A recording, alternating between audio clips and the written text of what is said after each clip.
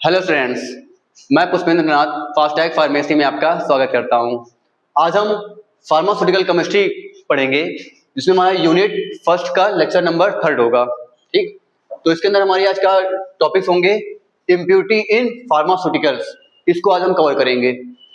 Impurities in pharmaceutical मतलब कि pharmaceuticals में क्या क्या इम्प्योरिटीज हैं। इम्प्योरिटी मतलब कि नॉन रिएक्टेबल सब्सटेंस होते हैं।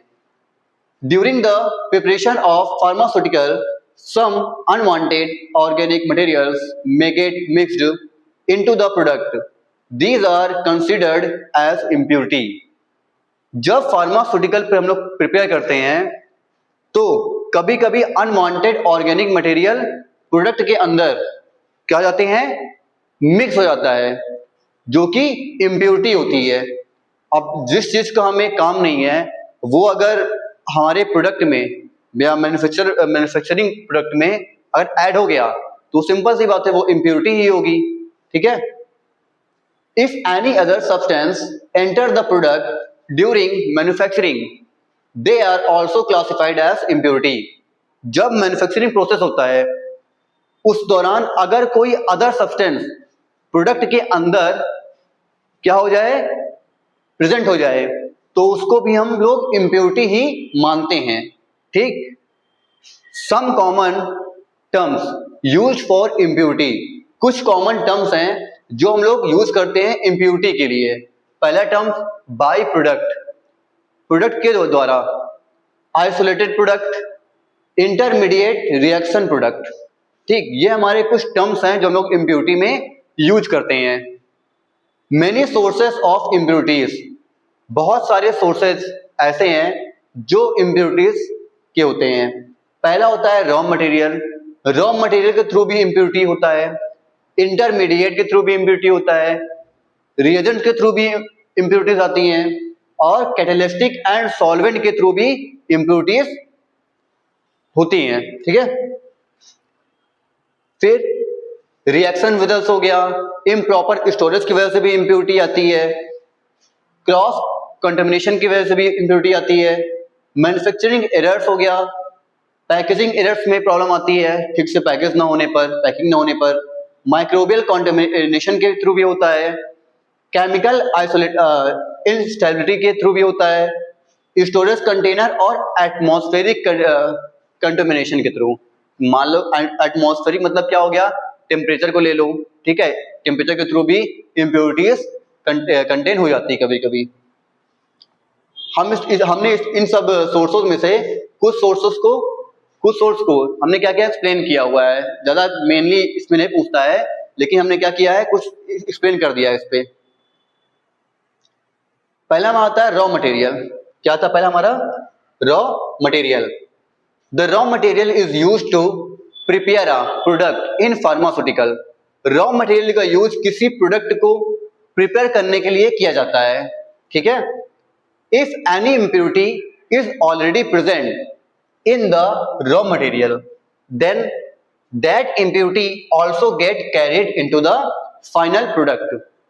अगर रॉ मटेरियल के अंदर पहले से कोई इम्प्योरिटी प्रेजेंट हो तो वो इम्प्योरिटी फाइनल प्रोडक्ट में भी आ जाती है। अगर मान लिया कि हमने जो प्रोडक्ट लिया हुआ है, हमने मान लिया कोई प्रोडक्ट ऐसे, सॉरी, हमने कोई प्रोडक्ट इसमें लिया हुआ है। ठीक है, उसमें क्या हो गया कि कोई बाहर से, जैसे इसमें बात किया गया है कि अगर रॉ मटेरियल के अंदर पहले से कोई इम्प्योरिटी अगर प्रेजेंट हो, जब इम्प्योरिटी को हम बनाएंगे उसको तो एक हमको फाइनल प्रोडक्ट मिलेगा। अब वो फाइनल प्रोडक्ट क्या होगा भाई, अगर हमारे पास जो पहले से इम्प्योरिटी ली गई थी तो फाइनल प्रोडक्ट में इम्प्योरिटी का आना तो 100% ऑप्शन है ही है। तो बस वही चीज इसमें भी होता है। Therefore, impurities present in raw material become impurity in the finished product. इसलिए रॉ मटेरियल में भी जो इम्प्योरिटी होती है वो फाइनल प्रोडक्ट की इम्प्योरिटी बन जाती है। किसके थ्रू बनी हमारी ये? रॉ मटेरियल के थ्रू बनी। ठीक है, किसके थ्रू बनी हमारी ये? रॉ मटेरियल के थ्रू बनी। ठीक है, जैसे हम बात करें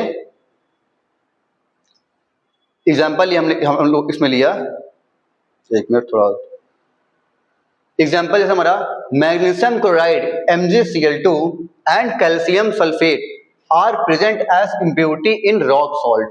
ठीक है, फिर सेकंड आता हमारा intermediate form during manufacturing.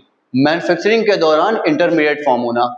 Some time due to certain intermediate product impurities also get form in the final product. कभी कभी कुछ इंटरमीडिएट प्रोडक्ट के कारण भी फाइनल प्रोडक्ट के अंदर इम्प्योरिटी आ जाती है। ठीक है, the intermediate product may react or remain in the process and then enter the final product as impurity। ये इंटरमीडिएट प्रोडक्ट रिएक्शन के दौरान बनते हैं। ठीक, जब रिएक्शन प्रोसेस हमारी चल रही होती है तब ये इंटरमीडिएट इम्प्योरिटी बनती है। और अगर रिमूव नहीं किया जाए इस इम्प्योरिटी को तो फाइनल प्रोडक्ट में एज अ इम्प्योरिटी रह जाती है। इसको फाइनल प्रोडक्ट से रिमूव करना होता है तो उसके पहले हमको क्या करना पड़ेगा, इस इम्प्योरिटी को रिमूव पहले ही करना पड़ेगा बाय प्रोडक्ट में ही, ना कि फाइनल प्रोडक्ट में। ठीक है, जैसे देखो यहाँ पे 6 है, यहाँ पे पोटेशियम हाइड्रोक्साइड, हमने 3I2 मतलब आयोडीन के साथ इसको रिएक्ट कराया तो क्या बना दिया इसने, पोटेशियम आयोडीन को अलग कर दिया, KiO3 को अलग कर दिया और H2O वाटर को इसने अलग कर दिया, रिमूव कर दिया। ठीक है, फिर उसके बाद हमारा आता है रिएजेंट्स। थर्ड क्या आता है, reagents. Some time the reagent use during the manufacturing process can also cause impurity. कभी कभी मैन्युफैक्चरिंग प्रोसेस के में यूज किए गए रिएजेंट की वजह से भी इम्प्योरिटी आ जाती है। जैसे हमने क्या किया, HgCl2 लिया, क्या लिया, HgCl2 लिया, उसको मिला दिया NH4OH के साथ।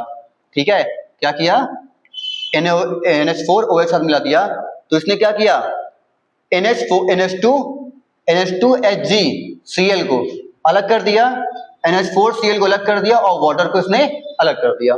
ठीक है, सबको इसने डिस्ट्रीब्यूट कर तोड़ दिया। फिर उसके बाद आता है इम्प्रॉपर स्टोरेज। अगर हम लोग क्या किया, किसी प्रोडक्ट को सही तरीके से उसकी स्टोरेज नहीं रखी है, कोई प्रोडक्ट हमारे पास है जिसको एक एक्यूरेट टेम्परेचर चाहिए लेकिन उसको हम लोग वो टेम्परेचर पे नहीं रखते हैं। कुछ को जैसे फ्रीज करने वाली दवाएं होती हैं, मेडिसिन होती हैं, ड्रग्स होती हैं, हमने उसको एज अ रूम टेम्परेचर में रख दिया तो सिंपल सी बात है उसमें इम्प्योरिटी का आना लाजमी है। ठीक है, we need to give proper storage condition to the product. हमें प्रोडक्ट को प्रॉपर स्टोरेज देना बहुत जरूरी होता है। ठीक है, उसको प्रॉपर स्टोरेज देंगे तो उसके अंदर इम्प्योरिटी कंटेन नहीं हो पाएगी, स्टेबल नहीं हो पाएगी। ठीक है, if the product is keeped with such chemical that can react with it the product will get spoiled. अगर प्रोडक्ट को ऐसे केमिकल के साथ रख दिया जाए जिनके साथ वो रिएक्ट कर सके तो प्रोडक्ट खराब हो जाता है वो। ठीक है, जैसे बहुत सारे केमिकल्स होते हैं कि एक दूसरे के टचमेंट से, मतलब कि एक दूसरे के संपर्क में आने से वो क्या करते हैं, अपने साथ साथ दूसरे जो प्रोडक्ट होते हैं उसको खराब करने लगते हैं। ठीक है, some pharmaceutical substance react with metal containers. कुछ फार्मास्यूटिकल सब्सटेंस मेटल कंटेनर के साथ रिएक्शन कर लेते हैं। ठीक है, therefore improper storage may lead to impurities और डिग्रेडेशन ऑफ द प्रोडक्ट। इसीलिए गलत स्टोरेज की वजह से प्रोडक्ट में इम्प्योरिटी आ सकती है या प्रोडक्ट डिग्रेड हो सकता है। ठीक है, इसलिए उसको प्रॉपर स्टोरेज करना बहुत जरूरी होता है। हम लोग दवाएं लेते हैं, मेडिकल स्टोर से दवा ले आया या फिर डॉक्टर ने दवा लिखा तो कुछ उसमें लिखा होता है एज अ स्टोरेज कि ये दवाएं कहाँ पे सुटेबल, किस टेम्परेचर पे सुटेबल होंगी। हमको उसी के थ्रू कुछ को फ्रिज में रखना चाहिए, कुछ को ऐसा रूम टेम्परेचर पे रखना चाहिए। लेकिन हम लोग क्या करते हैं, उसको बस लाया, जब जरूरत पड़े उसको खाया और फिर उसको उठा करके ऐसे किसी अलमीरा पे या कहीं टेबल पे ऐसे रख देते हैं हम लोग। ठीक है, तो ये चीज गलत होती है। इससे ड्रग की जो इफेक्टिवनेस होती है वो स्पॉइल होती है, खराब होती जाती है। ठीक, अब effect of impurity in pharmaceutical substance. Effect pharmaceutical substance में इम्प्योरिटी से क्या इफेक्ट होता है, तो no material is completely pure, a small amount of impurity is always present। कोई भी मटेरियल बिल्कुल प्योर नहीं हो सकता, थोड़ी बहुत तो इम्प्योरिटी उसमें रही जाती है वहां पास, ठीक है। This is very difficult to make a product with zero impurity. बिना इम्प्योरिटी के प्रोडक्ट बनाना बहुत ही ज्यादा डिफिकल्ट होता है, ठीक, कि उसके अंदर जीरो इम्प्योरिटी हो, एकदम प्योर हो। ऐसी दुनिया में कोई चीज ना हो जो बहुत ज्यादा प्योर हो। यहाँ तक हम लोग सोना भी लेने जाते हैं तो वो भी हमको पूरा प्योर नहीं मिलता है, बस नाम होता है कि 24 कैरेट, 22 कैरेट, 20 कैरेट, 18 कैरेट, वो केवल नाम का होता है, उसके अंदर मिक्सिंग होती है, ठीक है। Therefore, some amount of impurity always remain in the final product. इसलिए फाइनल प्रोडक्ट में कुछ ना कुछ इम्प्योरिटी रही जाती है। अगर हमारे पास मटेरियल में अगर इम्प्योरिटी है तो सिंपल सी बात है, जो मैन्युफैक्चरिंग की गई तो हमारा जो फाइनल प्रोडक्ट होता है उसमें अंदर इम्प्योरिटी आ ही जाएगी, अगर हमारे पास मटेरियल में ही इम्प्योरिटी है तो, ठीक है। फिर आता है फॉलोइंग इफेक्ट में be produced by the impurity present in a substance. हमारी पहला पॉइंट क्या है इसमें, impurities reduce the self life of the product. जो इम्प्योरिटी होती है वो प्रोडक्ट की सेल्फ लाइफ को रिड्यूस करती है, कम करती है, या फिर उसको खत्म करने लगती है थोड़ा थोड़ा। Some impurity create technical problem during production. कुछ इम्प्योरिटी ऐसी होती है जो प्रोडक्शन के टाइम पे, जब प्रोडक्शन उसका किया जाता है ड्रग्स का या मेडिसिन का, तो उस टाइम पे वो लोग एक टेक्निकल प्रॉब्लम क्रिएट करते हैं, ठीक है। फिर impurities decrease the effect of the drug. ये ड्रग के इफेक्ट को भी जो इम्प्योरिटी होती है वो ड्रग के इफेक्ट को भी कम करती है, मतलब कि उसको रिड्यूस करती है, डिक्रीज करती है, कम करती है। Impurity can also cause toxic effect. जो इम्प्योरिटी होती है वो क्या करती है, टॉक्सिक इफेक्ट भी कॉज कर सकती है, एज अ पॉइजनस का भी काम कर सकती है कभी कभी। Some impurities change the colour, smell and taste of the material. कुछ इम्प्योरिटी ऐसी होती है जो हमारे पास ड्रग है उसकी जो स्मेल उसको चेंज कर देती है, टेस्ट को चेंज कर देती है, या फिर उसके कलर को भी चेंज कर देती है। अब 0.5 भी अगर चेंजेस हुआ तो 100% है कि उसका चेंज होना कंफर्म है, चाहे वो कलर हो, चाहे स्मेल हो, चाहे टेस्ट हो, कुछ ना कुछ उसमें चेंजेस होगा ही होगा, ठीक है। अब पढ़ते थोड़ा सा लिमिट टेस्ट के बारे में। लिमिट टेस्ट होता क्या है। The limit test is perform to detect impurity.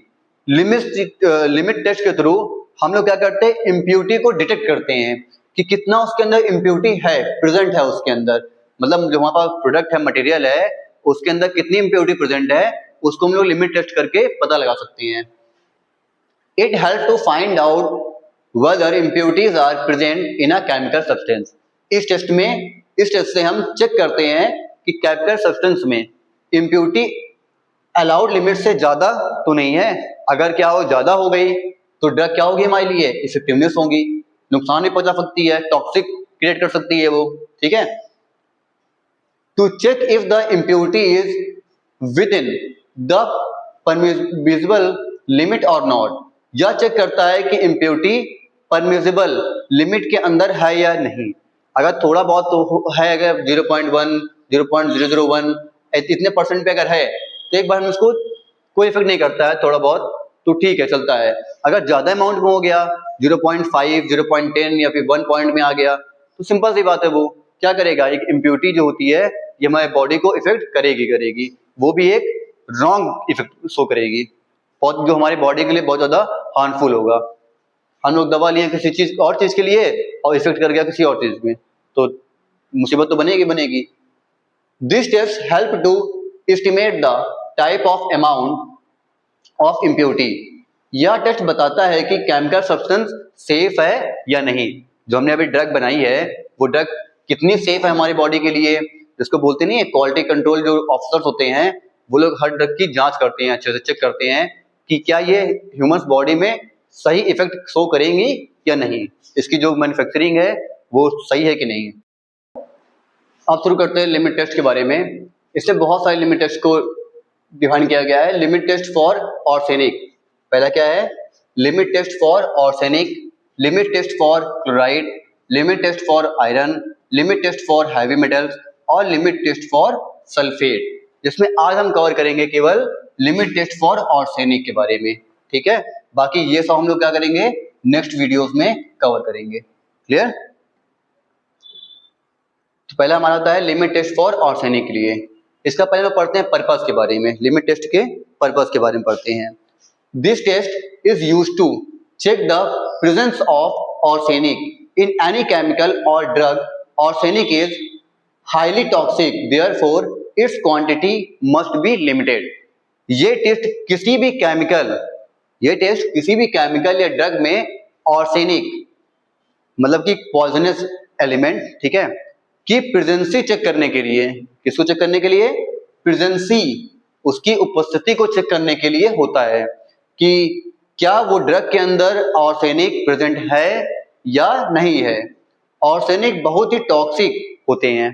कैसा होता है ये, बहुत ही टॉक्सिक मतलब होता है पॉइजनस, ठीक, जो हमारी बॉडी क्या करता है, रॉन्ग इफेक्ट करता है।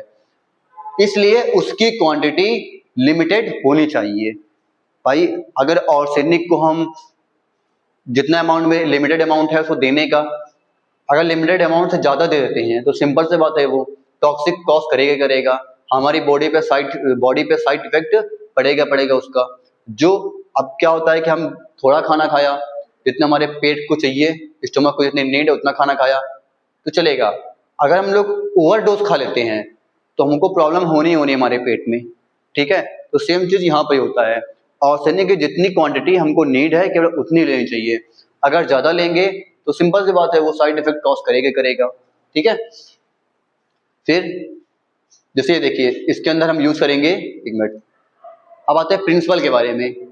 If arsenic is present in the sample after reaction arsine gas AS3, ये क्या हमारा आर्साइन गैस का एक फॉर्मूला है, इस फॉर्म सैंपल में अगर आर्सेनिक प्रेजेंट होता है तो रिएक्शन के बाद आर्साइन गैस बनती है, ठीक है, जो कि क्या है AS3।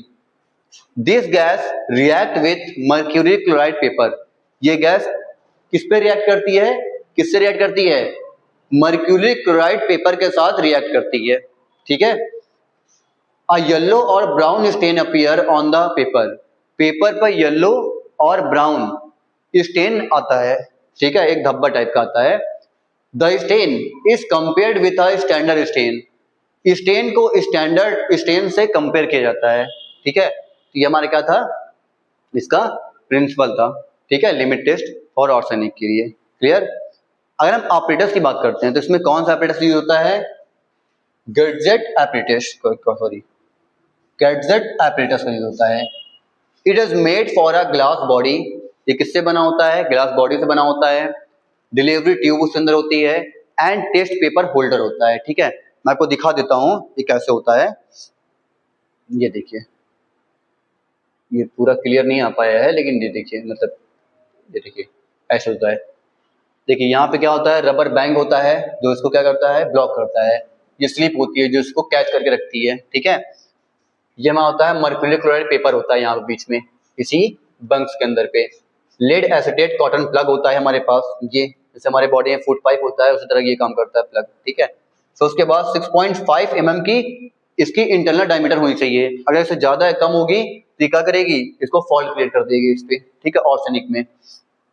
और इसका जो निचला तल होता है 2.2 mm डायमीटर का होल होता है इसके अंदर, ठीक है। और जो ये हमारा कंटेनर होता है 120 ml कैपेसिटी एक बॉटल होती है हमारे पास, ये, ठीक है। ये जो आर्सेनिक हमारे पास प्रेजेंट है, ये बात की जाती है हमारी क्या है, आर्सेनिक है, क्लियर। तो इसी गैस का यूज करते हैं हम लोग आर्सेनिक टेस्ट में, ठीक है। आप बात करते हैं रिएजेंट्स के बारे में। तो रिएजेंट कौन कौन से होते हैं, हाइड्रोक्लोराइक एसिड होता है जो कि HCl, zinc metal Zn, potassium iodide Ki, mercury chloride paper जिसको बोलते हैं HgCl2, ये हमारे रिएजेंट्स यूज होते हैं। प्रोसीजर की बात करते हैं तो इसको हम लोग प्रोसीजर को स्टैंडर्ड और एक सिंपल हम लोग दो में डिवाइड करते हैं। लेकिन पहले प्रोसीजर का मेन समझते हैं कि स्टैंडर्ड सॉल्यूशन बनाते कैसे हैं, ठीक है। एक टेस्ट सॉल्यूशन होता है, एक हमारा स्टैंडर्ड सॉल्यूशन होता है। इसको प्रिपेयर कैसे करते हैं, तो स्टैंडर्ड सॉल्यूशन को और टेस्ट सॉल्यूशन को प्रिपेयर करने के लिए हम इस प्रोसीजर का यूज करते हैं। Take the simple solution in the reaction बोतल। जो हम रिएक्शन बोतल होता है हमारे पास लेते हैं, उसमें हम लोग सिंपल सॉल्यूशन को लेंगे, उसमें ऐड करेंगे HCl हाइड्रोक्लोरिक को एसिड को, KI को पोटेशियम आयोडाइड को, फिर जिंक को, टू इट मतलब इसके अंदर ऐड करेंगे, ठीक है। उस बोतल में ऑर्सेनिक गैस इज रिलीज, तो उसके अंदर से एक ऑटोमेटिक ऑर्सेनिक गैस रिलीज होगी, ऊपर की ओर निकलेगी। The gas pass through the mercury chloride paper, ये गैस को हम पास कराते हैं किससे? मर्क्यूरी क्लोराइड पेपर से पास कराते हैं, ठीक है। उसके बाद if arsenic is present a stain will appear on the paper, अगर उसके अंदर आर्सेनिक प्रेजेंट है तो हमें पेपर पे देखने को उसका स्टेन मिल जाएगा। स्टेन मतलब धब्बे उससे मिल जाएंगे, ठीक है, स्पॉट्स वगैरह। Compare the stain with a standard arsenic solution stain, ठीक है। अब क्या करेंगे, जो स्टेन हमको स्टेन जो मिला हुआ है उसको हम लोग स्टैंडर्ड आर्सेनिक सॉल्यूशन के साथ उसको क्या करेंगे, कंपेयर करेंगे, ठीक है। तो हमारे से क्या होगा, वो टेस्ट हमारा सॉल्यूशन हमारा बनके तैयार हो जाएगा। अगर प्रोसीजर की इसमें बात करें तो इसमें एक टेस्ट सॉल्यूशन और एक स्टैंडर्ड सॉल्यूशन को तैयार करते हैं। यदि टेस्ट सॉल्यूशन स्टैंडर्ड सॉल्यूशन से कम आता है तब टेस्ट को पास कर दिया जाता है। अगर इसमें उल्टा हो गया, स्टैंडर्ड सॉल्यूशन ज्यादा हो गया और टेस्ट सॉल्यूशन कम हो गया है, तो हमारा टेस्ट क्या हो जाएगा, फेल हो जाएगा हमारा टेस्ट, ठीक है। लेकिन यहाँ पे क्या होगा, अगर मान लीजिए टेस्ट सॉल्यूशन ज्यादा है और स्टैंडर्ड का सॉल्यूशन कम है, तो क्या होगा, ये सही होगा, पास हो जाएगा, ठीक है।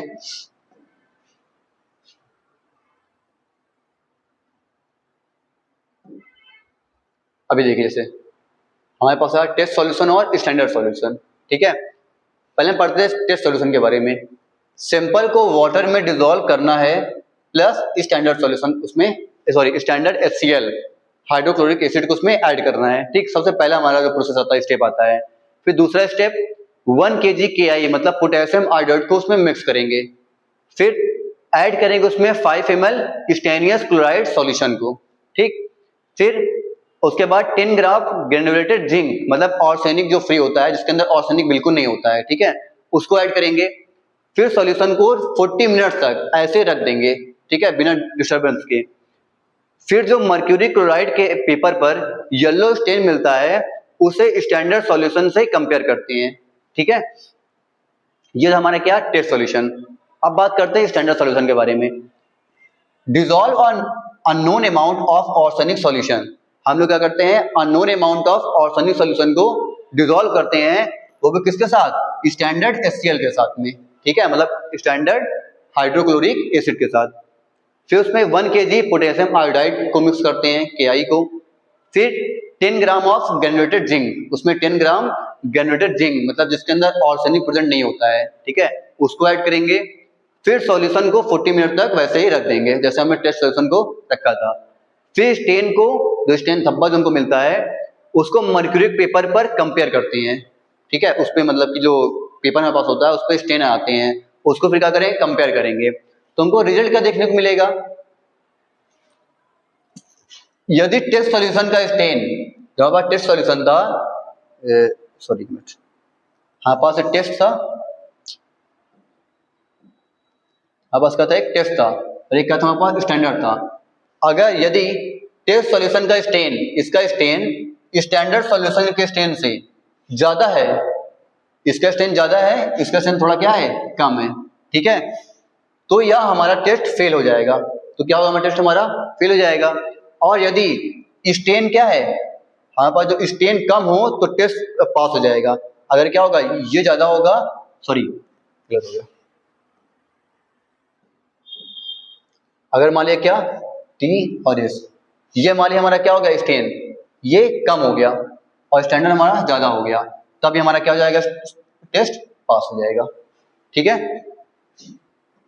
ये हमारा क्या था, टेस्ट,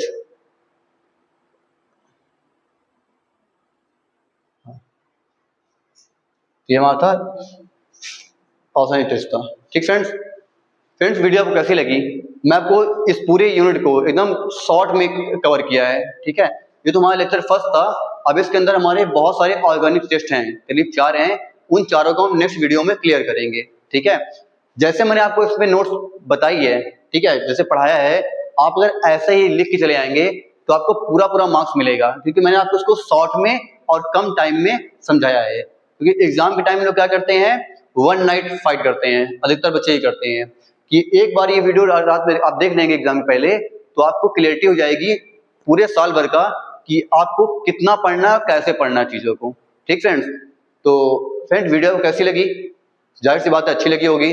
और अच्छी लगी हो फ्रेंड्स तो वीडियो को शेयर कीजिएगा, लाइक कीजिएगा और हमारे चैनल को सब्सक्राइब कीजिएगा। ठीक फ्रेंड्स, और कोई डाउट हो आपको तो आप हमें कमेंट जरूर कीजिएगा, जिसका हम आपको अलग से एक वीडियो बनाएं। ठीक फ्रेंड्स, ठीक है फ्रेंड्स, मिलते हैं अगली वीडियो में। जय हिंद, जय भारत।